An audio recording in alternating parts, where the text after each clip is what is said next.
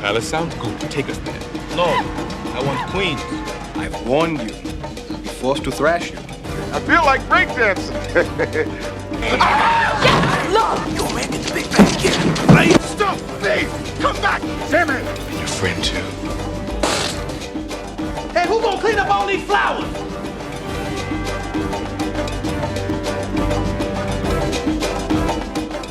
Chris Miles here, and I'm here to give you 10 things you didn't know about the movie Coming to America. Y'all, it is such a pleasure to do this video. This is one of my all-time favorite videos. My friends, my family, we all watched the movie a zillion times. We know every line from top to bottom. As African Americans, it's become part of our culture. Quoted all the time, it's a cult classic. This movie is about an African prince that's trying to avoid an arranged marriage. Why can't I find my own wife? Aha! His father's trying to push him on a woman that's trained to obey everything he says. He wants a relationship with a woman who is free to express her own opinion. And what we find out in Coming to America 2 is that this arranged marriage was actually a part of a peace treaty with a neighboring country. As the prince meets his new fiancée, his suspicions has merit because he indeed doesn't like her. So he devises a plan to go to America so he can find his own bride for himself, not following his father's advice. So he winds up in Queens looking for his queen. Queens? But there's a catch. He can't tell anyone that he's a rich African prince. So the woman would love him for who he is, not for what he is. I will not say a word. So him and his servant portrayed themselves as poor, common African students. So after a bad, rigorous time on the dating scene, he finally stumbles on Lisa McDow, played by Shari Henry, who he feels is a good match to be his bride-to-be. She is wonderful. So he gets his first job ever working for her dad so he can get acquainted with her. I am Akeem. It's nice to meet you, Akeem. Alright, let's just go on and jump into it. Without further ado, 10 things you didn't know about the movie Coming to America.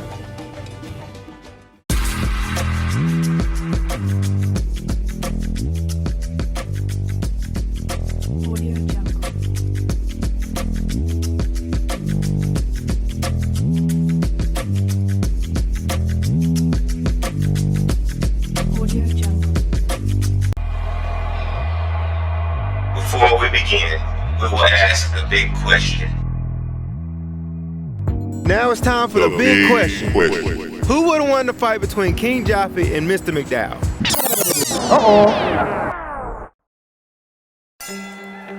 That Akeem could not be interested in her. How can you be so sure?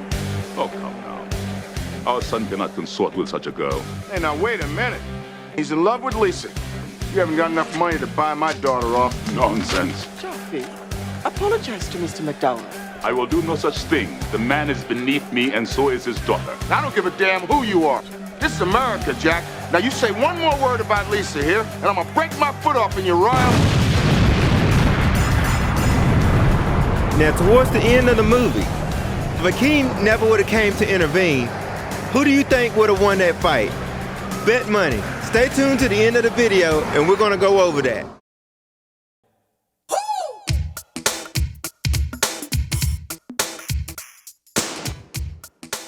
Number 10, the music. I got it. Listen. Does that singer sound familiar to you? On the club scene, when Akeem and Simi walk into the club, you hear a song that everybody's jamming to as they go in and try to talk to women. But this song was actually sung by none other than Eddie Murphy himself.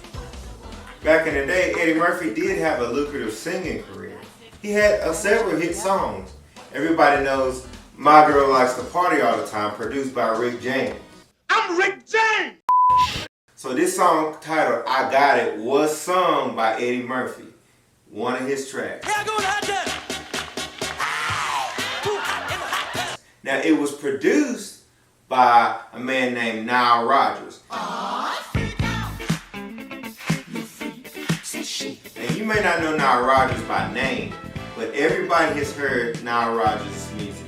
My name is Nile Rodgers. You probably don't know my name, but I bet you know at least one of my songs. He has so many hits.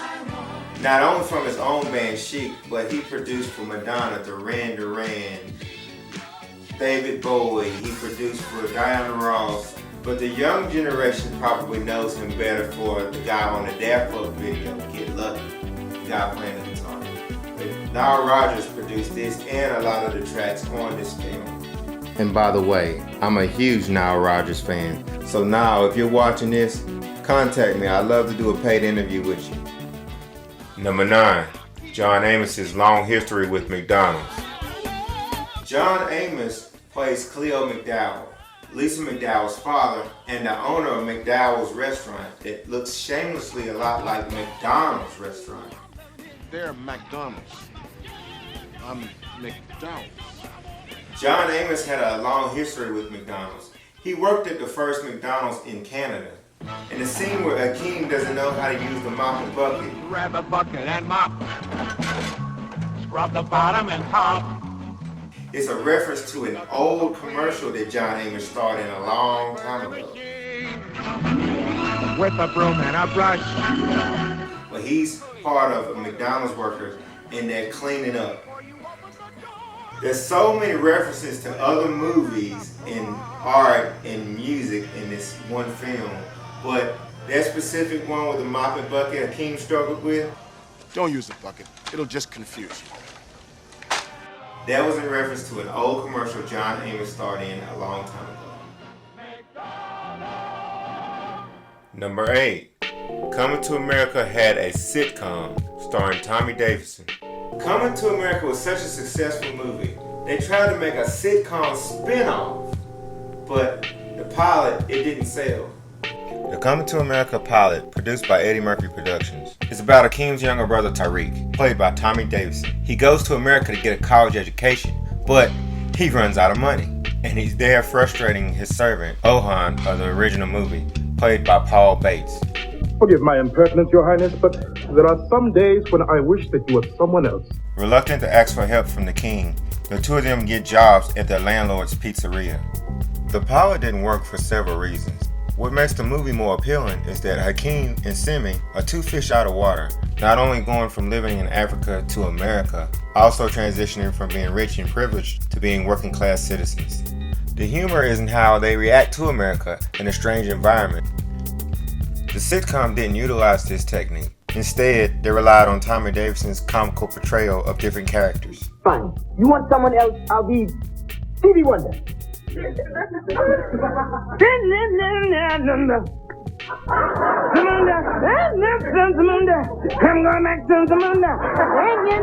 The producer was also trying to create the same formula as the sitcom Perfect Strangers, which also did not fare well. To add insult to injury, they aired the pilot on the evening of 4th of July while everybody's out celebrating and watching fireworks or something. Not the ideal time people want to sit down and concentrate on a new TV show. Tommy Davidson even said he was super excited to see the sitcom on TV, and he noticed he was at a party full of people and he was the only one watching. Fortunately for everyone, there was at least one person who decided to record the sitcom, and it's the only copy I think I can find on the internet. You can search it on YouTube and check it out yourself. I don't blame Tommy Davidson for the sitcom's failure. In fact, I think it was a good thing that it wasn't successful. The failure of this sitcom opened the door for Tommy Davidson to be hired on the hit show In Living Color, where his comical talent was much better utilized. And Eddie Murphy was in the project at first, but slowly backed away from it when it did not prove to be successful. Number 7. The Royal Engagement Dance was a high-tempo rendition of the dance from Michael Jackson's Thriller. Now, I can't completely confirm it, but it is rumored that the Royal Engagement Dance is a rendition of Michael Jackson's Thriller. The director of this movie, John Landis, also directed the Thriller video for Michael Jackson. But the rumor may be true. If you pay attention, there's so many coincidences between this movie and Michael Jackson's Thriller video. For example, you see a lot of people wear red and black, just like Michael Jackson wore red and black in the Thriller video. The costume designs by both Coming to America and the Thriller video were designed by John Landis' wife, Deborah Landis. Deborah Landis was the costume designer for many popular films such as Animal House, Blues Brothers, Raiders of the Lost Ark, The Three Amigos, working with her husband John Landis on a lot of his films. Deborah designed the jacket on the Thriller video. And check this out, Michael Jackson loved the jacket so much, he went out and found a designer to design him a pair of pants to match the jacket. Believe it or not, the jacket and the pants do not actually match. They were not designed together. They are made from two different materials. Deborah Landis was actually nominated for an Academy Award for her designs on the movie Coming to America. That's a logical explanation to why red and black were prominent in both films. Not only that, but the subway scenes in Coming to America was also filmed at the same subway Michael Jackson's Bad video was shot at. To add to that, Paula Abdul was the dance choreographer for the Royal Engagement Dance. She choreographed almost to the letter what I had written there. And I had worked on that piece with Baba Olatunji, which was cool. And was recommended by Michael Jackson's sister, Janet Jackson. I know he used to do nice stuff for you, but what has he done for you lately? In the video, that was your choreographer, is that right? Yeah. What's her name? Paula Abdul. Yeah, she choreographed for the Lakers, for the Laker girls. Yeah. And then eventually Paula Abdul had an affair with Michael's brother, Jackie Jackson. She was a Laker girl, and he was always at the Laker games. He actually hired her as the dance choreographer.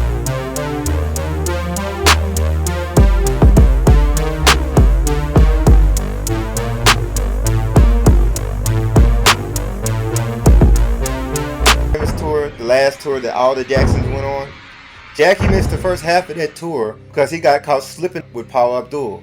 Yeah, his wife caught them together at a drive-in movie theater. Rumor has it that she wasn't able to do much but grab Paula by the hair, which Jackie prevented Paula from getting a beat down. But in his haste to get away, his wife ran over him with the car, breaking his leg. It's not funny. Yeah, so he missed the first half of the Victory Tour, but the family took advice from one of their famous songs. They said he broke his leg in a car accident, which was kind of true, I guess. So they literally blamed it on the boogie. But it's not all Paula's fault, because it takes two to tango. Well, in that case, the horizontal mambo. But even after all that, the Jackson family still recommended Paula Abdul to be the choreographer for the movie Coming to America. And one last thing, Paula Abdul and Arsenio Hall had something going on. He said that she was one of the ones that got away. So Madonna even called Arsenio out on his own show, talking about how Paula Abdul dumped him for John Stamos. I want to know how it feels to be dumped for John Stamos. See, now, what she's talking about is, for those of you who don't know, there was a rumor of me and Paula Abdul dating. A rumor, right? And then, hey, stop! And you wanted somebody who was home more often. Oh, Ma! You're telling all my business. You said you worked every night. You're telling all my business. One night off. So I'm going to ask y'all, do you think that this is all a big coincidence that this movie has so many ties and similarities to Michael Jackson's Thriller video and things he's associated with? Or do you think Landis done this on purpose? I would love to hear your opinion on that. If you'd like to, leave a comment below. I'd like to hear what you got to say. Number 6. The first time Eddie Murphy played multiple characters in one movie. Nowadays Eddie Murphy's always playing multiple characters in his movies, but this was the very first time he did it. Now, everybody thinks this was a unique thing that he came up with, playing all these characters at once. But Eddie Murphy's idol, Richard Pryor, arguably one of the best comedians ever, he did it first. It was rumored that Richard Pryor was the one that came up with the name Zamunda, that he came up with a fictional African country in one of his stand-up routines. But I have since then found out that that fact was untrue. John Landis was the one that came up with the name. He didn't like the name Eddie Murphy had, Zamanda or something like that. So he said, no, we're going to call this Zamunda. So John Landis can take credit for the name Zamunda, not Richard Pryor. Arsenio Hall also plays multiple characters. He plays a guy in the barbershop, and he also plays Reverend Brown. Now, ironic thing about Reverend Brown is Arsenio Hall's father was actually a minister. So he was imitating his own dad when you saw him on stage. Turn around, ladies, for me, please. And his father, ironically, wanted him to be a minister as well. But I guess Arsenio said, like the Bible says, many are called, but few are chosen. Aha. Number 5, deleted scenes and Cuba Gooding Jr.'s scene was cut. That'll be $300. There was another scene that was cut out in the movie that actually ended up in the trailer, where Hakeem tells Mr. McDow that they don't have any working experience. Have either of you ever had any fast food work experience before? Certainly not. This will be our first job in the United States. Now, as this movie got some popularity and a little age, we saw a young Cuba Gooding Jr. sitting in the chair getting his haircut. And we were like, hey, that's Cuba Gooding Jr. He was more than just an extra. He actually had a full scene. The scene consists of when Cuba Gooding's character was sitting in the chair, and he looks up at Clarence and he tells him he doesn't have enough money to pay for his haircut. So Clarence gets mad and responds by shaving a bald patch in Cuba Gooding's hair. But that scene was cut out of the movie. Number 4, casting choices and white affirmative action. Now, this movie has several Oscar nominees and Oscar winners. The cast includes 4 Oscar nominees: Eddie Murphy, James Earl Jones, Samuel Jackson, and Ralph Bellamy, and 2 Oscar winners, Cuba Gooding Jr. and Don Ameche. Sidney Poitier was originally considered for the role of King Joffrey Jafar, and Vanessa Williams was originally considered for the role of Lisa McDow, but the role eventually went to Sherry Headley. This is Sherry's first film. She had had minor roles on a few TV shows like The Cosby Show and Miami Vice. It was said that during her audition, Eddie Murphy handpicked her after only one reading. She is wonderful. Vanessa Bell, who infamously played the role of Imani, also auditioned for the role of Lisa McDow. Vanessa said in a BET interview that she feels back then a lot of non-black producers were looking for a lighter-skinned female to play the leading role. But although she was disappointed that she received a smaller role, she was grateful and would not miss the opportunity to work with Eddie Murphy. But I think they made the right choice. I just couldn't see Vanessa Bell playing that leading role of Lisa McDow. I think she would have made a good Patrice. Think about it. As Patrice, Vanessa Bell's beauty would have complemented Sherry's beauty a lot better than Allison Dean, making it a more competitive toss-up between the 2 sisters. I think my sister likes you. Not that I'm saying Allison Dean, who played the role of Patrice, was unattractive. I'm still mad she came to the St. John's game with her hair looking like a hot mess. I mean, god dog. It was said that her hair was so nappy she had to take painkillers just to comb it out. No, I'm just playing. Her hair looked perfectly fine in all the other scenes. I don't know what was going on that day. But it was said that Allison also didn't get along with Eddie Murphy or Sherry. In fact, it's said that Allison hated working with them so much that she refrains from having anything to do with the Coming to America cast or the film itself. And that's why you did not see her in the sequel Coming to America 2. The comedian Louis Anderson plays a small but significant role as Maurice. According to Eddie Murphy and Arsenio Hall, Louis Anderson got the role because the studio mandated that a white comedian appear in the film. Paramount also went as far as giving it a list of 3 white comedians to choose from. They chose Louis Anderson because they were more of a fan of his comedy than the others, and to this day it was never revealed who the other 2 choices were. This is the first time Eddie Murphy would work with the makeup artist Rick Baker. They would team up again on movies like Nutty Professor, Life, Nutty Professor 2, The Clumps, and Norbit. In the movie, Eddie Murphy plays a Jewish man named Saul. Rick Baker based the makeup on his father-in-law, Nestor Abascal. John Landis casted Nestor as a body double. Nestor can be seen reflected in the mirror at the barbershop when King is just finished getting his haircut. But you know, as a kid, I used to wonder about that. I used to wonder, did they do that on purpose? Because that ain't exactly no special effect. They probably found a man to look just like Eddie Murphy as the Jewish man. But that's how that happened. Landis put Rick Baker's father-in-law right there. Now it all makes sense. For fun, Eddie Murphy in full makeup looking like Saul will go out in the public and talk to people in his real voice, saying, "Hey, I'm Eddie Murphy." But barely anyone believed him. I guess that's real proof that they done a good makeup job. I mean, how did you feel at the end when they were showing you all the characters that Eddie Murphy and Arsenio Hall played? Were you surprised?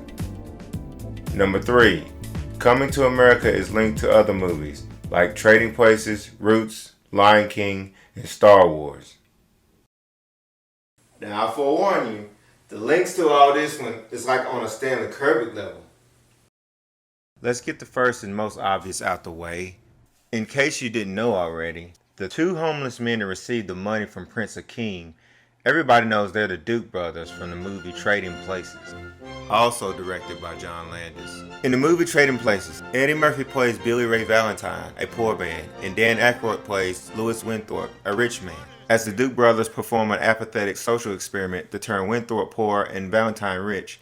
Say, man, when I was growing up, we wanted jacuzzi, we had to fart in the tub. In the end, the 2 that traded places found a way to put the Duke brothers in the poorhouse. But in the end, it didn't make sense to me. If Eddie Murphy played both Billy Ray Valentine and Akeem, it seems like they would have recognized him, in the parallel universe that it belongs to. The goal was to have Akeem make one more good impression on Lisa. But instead of having them beat on the window, they could have just stood there right on the street and thanked Hakeem, with Lisa looking behind her and Hakeem continuing to look forward. That would have been more ideal, but oh well. Next we have the series Roots that is tied to this movie. Damn! Because Hakeem is from Africa, in a scene where he walks into the barbershop, Saul refers to him as Kunta Kinte. You know, Kunta from up Kunta. Oh yeah, the boy upstairs. Now to all you millennials and those who just didn't know, Roots was a TV series about Kunta Kinte, an African that was brought to America on a slave ship. And the series follows his family generations till present day. So as Akeem is referred to as Kunta Kinte, John Amos also starred as the adult version of Kunta Kinte in the series. Also, Madge Sinclair, who plays Hakeem's mother, plays Kunta Kinte's wife, Belle Waller, on the series. And James Earl Jones plays the last televised ancestor of Kunta Kinte, Alex Haley, in Roots: The Next Generation. Here's a personal fact you might find interesting. Kunta Kinte was brought to a plantation in Caswell County, North Carolina. Now, my grandfather was a miles from Caswell County. It would be interesting to know, fictional or not, if I'm related to one of the characters on the Roots series. Coming to America also links James Earl Jones to 2 other movies, Lion King and Star Wars. When he walks into the McDowell's restaurant, he is the king and he's also wearing a lion across his chest. This is beautiful. What is that, velvet? But James Earl Jones stars as Mufasa in The Lion King. One day, Simba, the sun will set on my time here. And Madge Sinclair, who plays his queen on Coming to America, also plays his queen Sarabi on The Lion King. The sun was awake. Is that a coincidence? On the Star Wars series, James Earl Jones plays the voice of the most infamous villain of all times, Darth Vader. You are beaten. It is useless to resist. Well, in the series, Vader finds out that Luke Skywalker is his son. I am your father.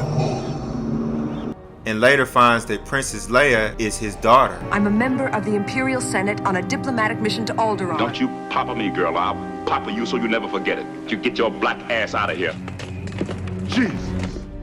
So both James Earl Jones' characters are looking for their sons in similar fashion. So in the McDow's restaurant, when King Joffrey tracks Hakeem down, he delivers the line, "No, do not alert him to my presence. I shall deal with him myself."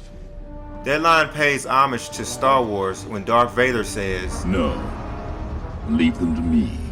I will deal with them myself." Okay, check this out. Just like Eddie Murphy, Arsenio Hall had worked with John Landis on one other film. That film was Amazon Women on the Moon.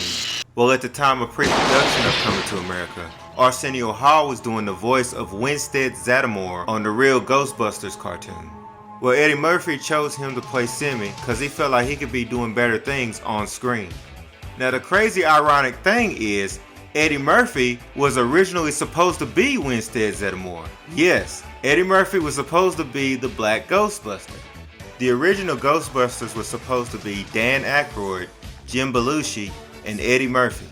That scene on Ghostbusters where Bill Murray gets slimed, that was supposed to be Eddie Murphy getting slimed. So both Eddie Murphy and Arsenio Hall has ties to the Ghostbusters character, Winstead. Well, Jim Belushi, as you all may know, died from an overdose before the movie was even made. The negligence of those deaths is still shocking Hollywood, as is the death of John Belushi. And Eddie Murphy turned down the role of Winstead to star in Beverly Hills Cop. Speaking of Beverly Hills Cop, now, my son, you've grown a mustache. Well, that was paying homage to Beverly Hills Cop. What is this? Mustache. Peace style. Nah, that's man style now. Last but not least, Samuel Jackson portrays a robber knocking off the McDow's restaurant, and he calls Maurice Fat Boy. Don't stall me, fat boy. Let's go. Well, in the movie Pulp Fiction, he also calls a restaurant employee Fat Man while it's being robbed. Stop causing problems. You'll get us all killed. Give them what you got and get them out of here. Shut the up, fat man. This ain't none of your business. Apparently, Samuel Jackson's characters don't like seeing fat employees when the place is getting robbed. So y'all tell me, what do y'all think? Do y'all think John Landis set out to tie all these movies together, or do you just think it's all pure coincidence? The math says I think it was done on purpose, so let me know what you think in the comments. Number 2, the McDonald's versus McDowell's beef was real. No pun intended. Now, there's a scene in the movie where Mr. McDowell is explaining to his new hires how the McDowell's works. And a guy comes by and he starts to take pictures with a camera from McDonald's. And he explains to his new hires that McDonald's has beef with him over his look, which McDonald's should. Me and the McDonald's people, we got this little misunderstanding. See, they're McDonald's. I'm McDowell's. That actually really happened. There was a McDonald's manager down the road who came over with his lawyer, taking pictures, talking about they're going to sue him, they're going to sue the crew, and they're going to get in trouble and cussing at him and whatever. And he found out later that indeed Paramount did get permission from McDonald's to make McDowell's as a part of the movie set. So they got permission way ahead of time from McDonald's. In fact, my plan was to actually shoot this video on location at Queens Boulevard. I was going to stay with my friend Julian and his girlfriend, but COVID hit and I didn't go. But I am so glad I didn't, because I found out later the building was demolished like a long time ago. So like I would have been there wasting my time, so I'm glad I didn't. I always dreamed of going in there and standing right where Samuel Jackson got his legs tossed up in the air by Hakeem. You know, I've always wanted to sit there and act the whole thing out. You know, it didn't work out, but that was actually at Wendy's, but it's now demolished. Coming through, excuse me, out of the way. Greetings, great prince. Presenting Miss Amani Aziz. That was a dude. That was a dude.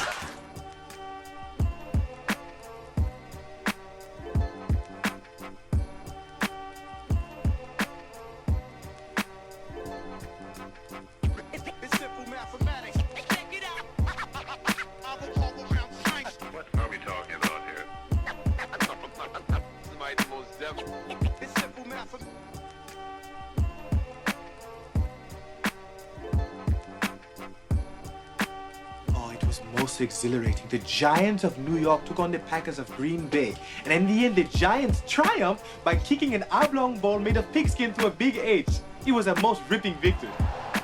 You want to keep working here. Stay off the drugs.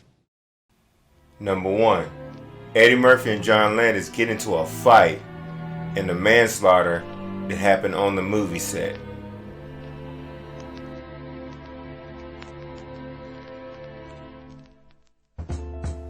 Alright, before we begin, let me just say I could spend an extra 10-20 minutes on this one segment alone. There's lots of details that goes into this fight, but for sake of time, I'm going to give you the oversimplified version of it. If you'd like for me to do a long detailed video, leave your comments and just let me know, and I'll get it done for you guys. Alright? That being said, let's jump into the oversimplified version of the story. So this all begins in pre-production of the movie Coming to America, as Eddie Murphy insists on having John Landis direct Coming to America for him. Well, the executives at Paramount did not want John Landis to direct the movie because John Landis just directed 4 movies that had bombed very badly, did not make back the money that they put into it. And worst of all, John Landis had been on trial for second-degree manslaughter for something he did on the set of one of his films. We'll get more into that later. Eddie Murphy was insisting that John Landis be the director. He was trying to help his friend out because he knew he needed the money. Also, Eddie Murphy did say Trading Places, that was directed by John Landis, was the only film he was a part of that didn't feel like work. So after Paramount gave in to Eddie Murphy's demands and hires John Landis, that's where both sides of the story split. I'll start with John Landis' version first. Again, this is oversimplified. So basically, John Landis says when he first worked with Eddie Murphy on Trading Places, he was new to the industry, he listened, and he was very easy to work with. But at that point in time, Eddie Murphy is an international superstar. So Landis claims he acts like an arrogant butthole who thinks he knows everything and wants everybody to kiss his butt. Landis didn't use the word butt, he used the other 3-letter word to start with an A. Eddie Murphy also had Paramount paying him and his entourage huge amenities for fancy hotels and limos, which John Landis did not like either. And after the fight, the major reason why John Landis had beef with Eddie Murphy came out. Eddie Murphy's version of the story goes like this. As soon as they got Landis approved, Landis immediately demanded more money. Then he said Landis came on with an attitude and frequently smart-mouthed him in front of everyone. Things got heated the day they hired Sherry Headley. Eddie Murphy wanted to treat her along with Landis and his entourage to dinner. At the dinner, Eddie Murphy claims Landis told Sherry in front of everybody to stay away from Eddie. Don't go near him, because he just wants to screw you and ruin my movie. He just wants your... Eddie Murphy said him and Sherry never had that type of relationship. And even if he did want to sleep with her, it's not his place as a director to be blocking him. And you know what kind of blocking I'm talking about. Let's just say player hate. So on the day of the fight, basically Landis calls Eddie out on the set in front of everybody. He's screaming, Eddie, your company is screwing these guys out of all their money. Guys, don't be afraid to go up to Eddie and just say, F you, give me my money. At that point in time, Eddie Murphy had had enough. In an interview with Playboy magazine, he said, I playfully grabbed him around the throat, put my arm around him and said, Fruity, one of the guys that he was hanging out with, what happens when people put my business on the street? And Fruity was like, they get messed up. As Eddie Murphy was mad, he was still half playing. But then Landis reached down and grabbed him by the balls, thinking that Eddie was just playing with him. Then Eddie Murphy cut his wind off and chokeslammed him, and they fell down to the floor. And then people had to pull them apart, and next thing you know, Landis is running off. To make a long story short, about an hour later, Landis goes and reveals to Eddie why he had been so salty to him this whole time. It was all because Eddie Murphy did not go and support him during his trial. Yes, remember as I said before, he was on trial for second-degree manslaughter for the death of actor Vic Morrow and 2 young kids on the set of the movie The Twilight Zone. So let's get into that. This in itself is complicated as well. Basically, John Landis is being accused of being a reckless director that got 3 people killed on set. Now I'll forewarn you, what I'm about to show you is very disturbing. In fact, I'll show you everything that takes place until we get to the death. I apologize, that's as far as my conscience will let me go. So basically, when you're working on a film that is unionized, those types of films have rules. And one of the rules is you cannot have children working past a certain hour at night. John Landis undermined this rule by finding some immigrants, paying them under the table to use their 2 young children as extras past the hours allowed. Well, in The Twilight Zone, the famous actor Vic Morrow plays a bigot who finds himself faced in situations that other minorities are often put in. So in the scene where his character redeems himself by rescuing 2 young children in Vietnam War, Landis is demanding that the actor carry the 2 young children in water underneath a flying helicopter that has pyrotechnics exploding around it. Ironically, before the last take, Vic Morrow said out loud to one of the cast members, I sure wish we had a stunt double that could do my part. But I'm sad to say, during this take, one of the pyrotechnics exploded and hit the helicopter's tail rotor, sending the helicopter down in the direction of the actor and the 2 children. Unfortunately, they never had a chance. Treading water like that, they could not get out of the way of the helicopter soon enough. As the helicopter comes down, the helicopter blade actually decapitates Vic Morrow and one of the children, while the other one was thrown underneath the helicopter. Very sad and very tragic. So John Landis was arrested and put on trial for second-degree manslaughter. He was eventually acquitted, but him, Warner Brothers, and a few other executives had to pay out a huge wrongful death suit to the family of the victims. That the trial and our being found not guilty doesn't change the tragedy. It doesn't change the accident. I've learned that the concept of an accident is terrifying to people. And well, there must be somebody's fault. So as Landis is in Eddie's trailer, talking about what a big butthole he is, and how ignorant he is, and how butthurt he is about the fact that he didn't go to his trial, Eddie's thinking, I've been over backwards for this guy to get this guy a job. This ungrateful SOB has some nerve. On the inside, Eddie's stance was Landis did something that was messed up, and he couldn't support it any more than he would support his own family member that was responsible for killing a child. So Eddie pretty much ended the argument by telling Landis this: you're either going to have to give me some fear or some respect. I want one of them, because this is my shiggity, and you're working here. Somehow they made it through the film, and as Eddie was trying to promote the film, he got himself in some hot water after he made a controversial joke on the Arsenio Hall show. Eddie Murphy was asked if he would like to work with John Landis again.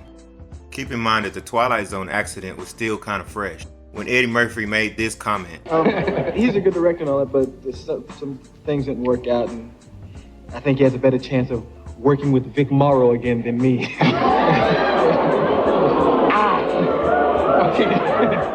After this joke aired, a lot of people in Hollywood was upset with Eddie Murphy. In fact, it was so controversial, it stirred up tension between Dan Aykroyd and Bill Murray on the set of Ghostbusters 2, to a point that for a while, they didn't want to work with each other. Me, personally, I think it's all in the context that you want to look at the joke. In my eyes, Eddie Murphy is putting more shame onto John Landis than he is being insensitive to Vic Morrow's death. Fortunately for Eddie Murphy, most of his fan base had no idea who Vic Morrow even was. But this feud ends on a good note.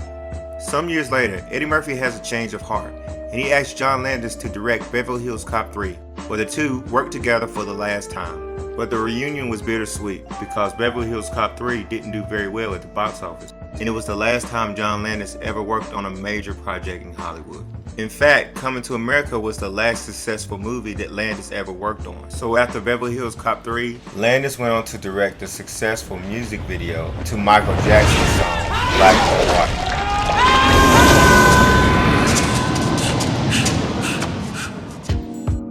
Now it's time for the big question. Who would have won the fight between King Jaffe and Mr. McDow? To determine who will win this fight, some might look at the different characters that John Amos and James Earl Jones played over the years. John Amos was infamous for always playing a tough guy on his roles, particularly his role as James on the show Good Times, where he played a father raising his family on the toughest side of Chicago's ghetto, Caprini Green. He could say Candyman 5 times and Candyman would be a no-show. Even though John Amos had the reputation of being tough, I really didn't see many fighting scenes that he partook in except for Die Hard 2, which was obviously a stunt double. James Earl Jones, however, made his Hollywood debut in a boxing movie where he played Jack Johnson, the first black heavyweight champion. And not to mention, drop your britches and bend over. He also plays the voice of the baddest thrashing villain of all time, Darth Vader. But the point I'm trying to make is that you can't go by the characters that they played on different movies. Coming to America is a totally different setting. Even though James Earl Jones, as Darth Vader, was the catalyst to bring balance to the force of the universe. Get the hell out of here! And the winner of the fight would be King Jaffe. Now I know what you're saying. Mr. McDow would have drugged King Jaffe, because he from the hood, he from the streets. You gotta remember, King Jaffe knows that Shotokan, just like Akeem, Simi, and the rest of the family.